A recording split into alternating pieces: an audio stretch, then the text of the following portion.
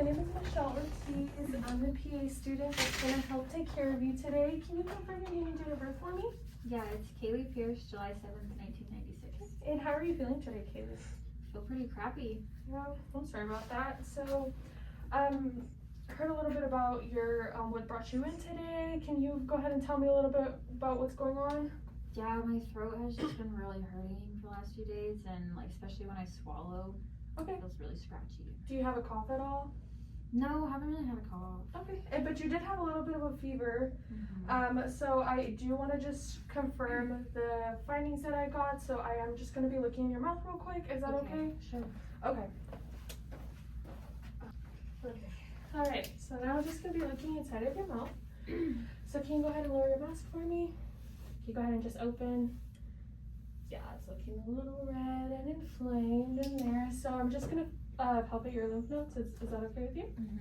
Okay. Right.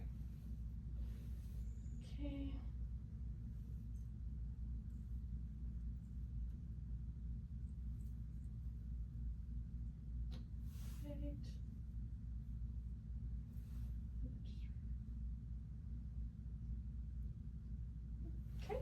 All right. So, I do agree with everything that was in your chart. So, we are going to proceed with doing a strep test. So, that's just a procedure that we're going to do to assess for the bacteria that cause a sore throat, which is just a group A strep bacteria.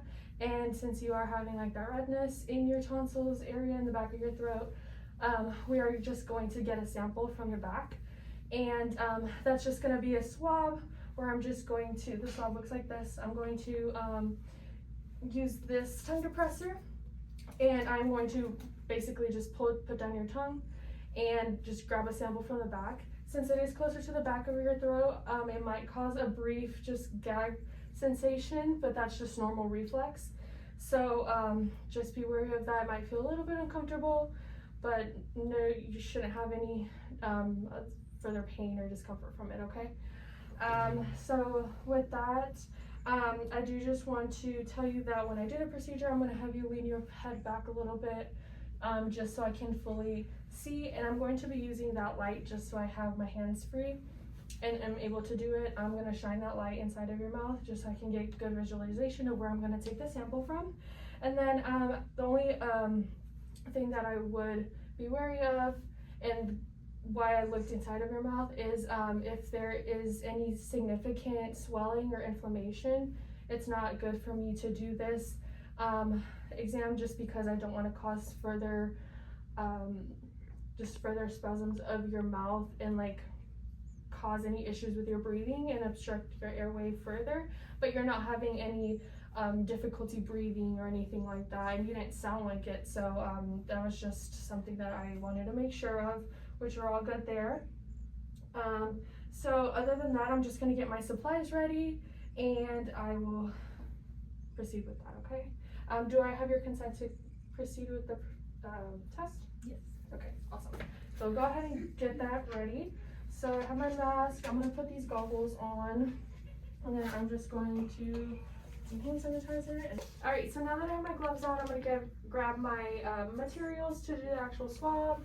So I'll make sure to shine the light in your mouth, have you open your mouth, and then I depress the tongue and then swab back and forth. And then after I obtain my sample, I'll be putting it in the solution and then sending it off to be read in the lab just to get your results. So then after that is done, I'll take off my PPE. And so now I got your sample sent. We're just gonna wait a little bit before we get your results back, but I just wanted to talk to you about just aftercare.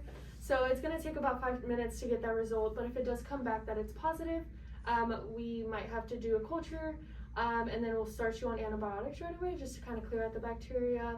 I want you to make sure that you're taking the antibiotics as directed, and make sure you take them out for the full course, just to make sure, even if you start feeling better, make sure you just complete them so that we prevent any resistance that may develop. I also want you to know that you're free to eat anything after this. There was no like injury or anything like that, so you can eat, drink. whatever you can tolerate is fine. And then after that, I mean, you can just continue your day-to-day activities. There's nothing really stopping you now. Just do it. I mean, just rest and, you know, just try to feel better. And then if you have any worsening symptoms, if you find that you're starting to struggle with breathing, definitely go to the ER. If you notice any swelling of your throat like we talked about, just make sure you go to the ER as well. If your fever doesn't change as well, anything like that that's concerning, definitely go to the ER. Other than that, you're good to go, and yeah.